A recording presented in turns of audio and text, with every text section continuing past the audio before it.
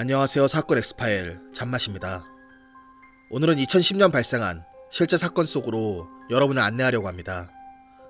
그럼 바로 이야기 속으로 들어가 보도록 하겠습니다. 2010년 9월 17일 오후 7시가 조금 넘은 시각, 광주의 모 지구대 팀장 김모 경위는 자신이 근무하는 지구대를 찾았습니다. 팀장님, 어쩐 일이십니까? 지구대 순경은 갑작스런 팀장의 방문에 의아했습니다. 김경희는 당일 주간 근무를 마치고 이미 퇴근한 후였기 때문입니다. 그리고 잠시 후 김경희의 입에선 아내가 가출한 것 같다는 이야기가 흘러나왔습니다. 어제 부부싸움을 좀 했는데 아내가 그 이후에 나가선 들어오질 않네. 그렇게 가출 신고를 마친 김경희는 다시 집으로 향했습니다. 그런데 다음날 경찰서로 한 통의 전화가 걸려옵니다. 전화를 건 것은 김경희의 큰딸이었습니다. 엄마가 집에 돌아오지 않은 건 단순 가출은 아닌 것 같아요. 단순 가출로 판단해 잠자코 지켜보기만 했던 경찰은 그제야 본격적인 수사에 나서기 시작합니다. 경찰은 일단 김경희의 집으로 출동합니다. 김경희에게 조금 더 자세한 자초지종을 묻기 위해서였습니다. 그러자 김경희는 똑같은 말만 되풀이했습니다. 16일 새벽에 부부싸움을 하고 난 뒤 부인이 집을 나갔고 아직까지 돌아오지 않았다는 것입니다. 그런데 갑자기 옆에 있던 작은딸이 한마디를 했습니다. 나 그저께 아침에 엄마가 누워있는 거 봤는데. 김경희는 당황해하며 아이가 착각한 것이라 둘러댔습니다. 경찰은 뭔가 이상하다고 생각하면서도 일단은 큰 의심 없이 넘어갔습니다. 이후 경찰은 감쪽같이 사라진 그녀의 흔적을 쫓습니다. 그리고 그녀가 운영하던 옷가게 앞에서 그녀의 차량을 발견합니다. 옷가게 직원은 그녀가 16일부터 출근하지 않았고 17일 오후에 김경희가 전화해 아내의 소식을 물었다고 진술했습니다. 그녀의 휴대전화는 광주 서구의 한 사찰 인근에서 발견되었습니다. 단순 가출로 보기에는 확실히 이상한 행적이었습니다. 단순 가출을 하면서 자신의 차량과 휴대전화를 버려두는 것은 좀처럼 없는 일이니까 말이죠. 경찰은 그녀가 범죄에 연루되었을 가능성을 상정합니다. 그러자 1차적으로 의심의 눈빛은 김경희에게로 향하게 됩니다.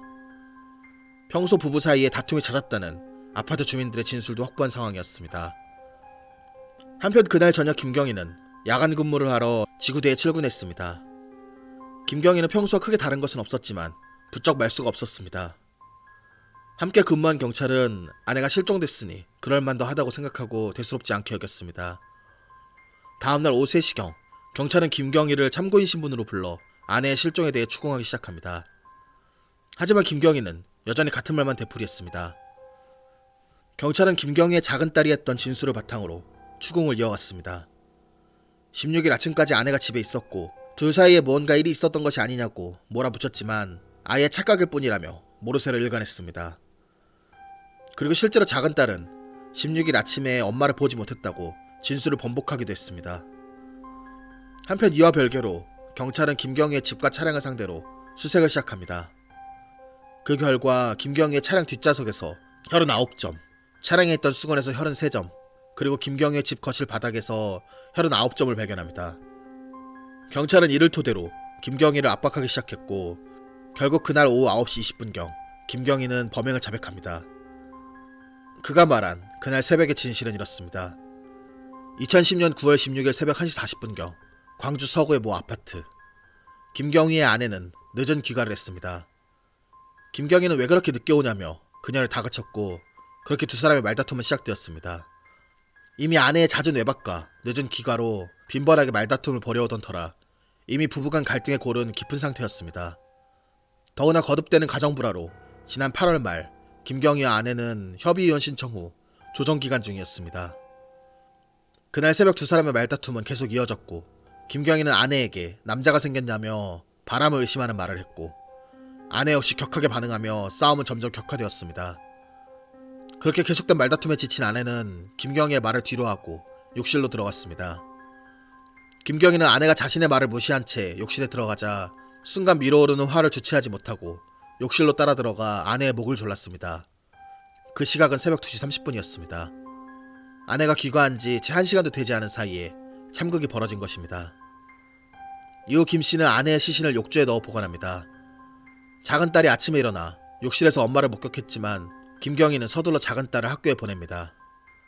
그리고 오전 9시부터 약 4시간에 걸쳐 아내의 시신을 여러 개로 토막을 냅니다. 그리고 김경희는 토막을 낸 시신을 비닐봉지에 나눠 담고 그날 밤부터 다음날 새벽에 걸쳐 인근 동네의 생활쓰레기 수거지 13곳을 돌며 유기했다고 진술합니다. 이후 세제를 이용해 욕실 바닥과 벽을 말끔히 청소한 김경희는 아내를 살해하고 시신을 훼손할 당시 입었던 옷에 묻은 핏자국을 지우려고 세탁을 합니다. 김경희는 사건 발생일인 16일에는 비번에서 출근하지 않았으며 다음날 주간근무, 18일 야간근무 등을 평소처럼 했습니다. 그리고 근무사의 시간을 활용해 아내가 가출한 것처럼 위장을 시도합니다. 아내의 자동차를 아내가 운영하는 옷가게로 옮겨놨으며 가출 신고 후 매장에 전화를 걸어 일부러 아내의 소식을 묻기도 했습니다. 또한 아내의 휴대전화를 광주 서구의 모 사찰 인근에 버린 것도 그였습니다. 그리고 김경희는 갑자기 작은 딸이 엄마를 16일 아침에 봤다고 진술해 위험에 처하자 경찰이 돌아간 이후 자신의 딸에게 아빠가 위험해질 수 있으니 엄마를 못 봤다고 해야 한다고 주지시킨 것으로 드러났습니다. 경찰은 그의 진술을 듣고 아내의 시신을 찾기 위해 김경희가 말한 장소를 샅샅이 뒤졌지만 시신을 유기했다고 지정한 13곳 어디에서도 시신은 없었고 이렇다 할 흔적이나 혈흔도 없었습니다. 이에 경찰은 자백의 신빙성을 의심하는 한편 시신을 토막내지 않고 안매장했거나 공범이 존재할 수도 있다는 판단을 하게 됩니다. 그렇게 수사 방향은 혼선을 빚게 됩니다. 아내의 시신 유기에 대해 계속 조사를 받던 김경희는 오후 11시 40분경 갑자기 자해를 시도합니다. 다행히 근처에 있던 경찰이 바로 제지해 생명에 지장은 없었습니다. 한 차례 소동이 있고 난 후 계속된 조사 과정에서 김경희에 대한 또 다른 혐의가 불거져 나왔습니다. 김경희의 신원을 조회하는 과정에서 전 부인인 문모 씨가 행방불명된 사실을 발견한 것입니다. 확인 결과 김경희는 1975년 전 부인 문모 씨와 결혼을 했습니다. 그리고 1994년 문 씨는 가출했고 가족들은 단순 가출이라고 판단했다고 합니다. 이후 김경희가 아내의 행방을 찾을 수 없다며 이혼 소송을 제기해 법원으로부터 1994년 6월 12일 이혼 확정 판결을 받았고 그 뒤 32일 만인 7월 14일 문 씨의 주민등록이 직권 말소되었습니다. 그리고 13일 후인 7월 27일 지금의 아내와 재혼한 것으로 드러났습니다. 경찰은 문 씨의 가출과 이혼, 주민등록 말소, 그리고 김경희의 재혼 등의 일련의 과정이 일사천리로 이루어진 것이 쉽게 이해가 가지 않는다며 김경희가 이 과정에 어떤 관련성이 있는지 수사하기 시작합니다.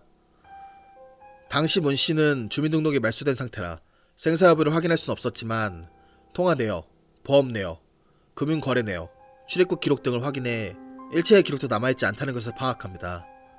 문 씨 가족도 1994년 이후 문 씨에게 어떠한 연락도 없었다고 진술함에 따라 문 씨는 사망한 것으로 판단되었습니다. 그러던 20일 오전 이상한 물체가 보인다는 시민의 신고를 받고 풍암 저수지로 출동한 경찰은 119 구조대의 도움을 받아 시신 일부를 인양합니다.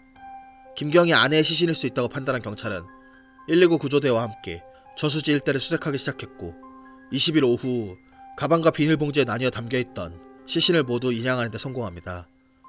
경찰은 발견된 시신의 특징으로 김경희의 아내라고 판단했고 보다 확실히 하기 위해 국립과학수사연구원에 정밀 감식을 의뢰합니다. 경찰은 이 사실을 바탕으로 김경희를 추궁했고 13곳에 나눠 유기했다는 진술은 수사에 혼란을 주기 위한 거짓 진술임을 밝혀냈습니다. 그런데 20일 오후 4시 27분경 김경희는 경찰의 감시 수호를 틈타 유치장 화장실에 비치되어 있던 화장지를 삼키는 방법으로 재차 자해를 시도합니다. 경찰이 발견했을 때는 이미 호흡곤란 증세를 보이고 있었고 인근 병원으로 이송했으나 뇌사 상태에 빠집니다. 경찰은 추가로 전 부인 문 씨의 행방불명과 김경희 사이의 관련성을 파악하려고 했으나 문 씨가 사망한 것으로 보이지만 자살인지 타살인지 구분이 어렵고 김경희가 의식불명 상태라 그의 진술을 받을 수가 없어 수사 진행에 어려움을 겪습니다. 그리고 시간이 흘러 9월 27일 밤 11시 김경희는 끝내 사망하고 맙니다. 김경희의 사망으로 이 사건은 공소권 없음, 불기소 처분으로 종결 처리되었고 행방불명된 전 부인에 대한 수사도 김경희의 사망과 함께 미궁에 빠져버렸습니다. 흔히 죽은 자는 말이 없다고 합니다. 다양한 의미로 사용하는 말이지만 오늘은 살인사건의 피해자 관점에서 이 말의 의미를 생각해보고자 합니다. 살인사건의 피해자는 자신이 왜 살해당했는지 또 어떤 상황이 벌어졌었는지 아무런 말도 할 수 없습니다. 따라서 범행 동기나 범행 과정에 대한 내용 역시 철저히 범인의 진술에 의존할 수밖에 없는 상황입니다. 그렇기 때문에 중요한 것은 범인이 스스로 사건의 진실이라며 진술하더라도 이는 철저히 범인이 주장하는 진실일 뿐임을 항상 염두에 두어야 한다는 것입니다. 그 진실이 사실임을 밝혀내는 것은 경찰과 검찰의 몫입니다. 하지만 사실임을 밝혀내기도 전에 김경희는 사망해버렸습니다. 그가 품고 가버린 진실은 무엇이었을까요? 이상 사건 엑스파일 잔맛이었습니다.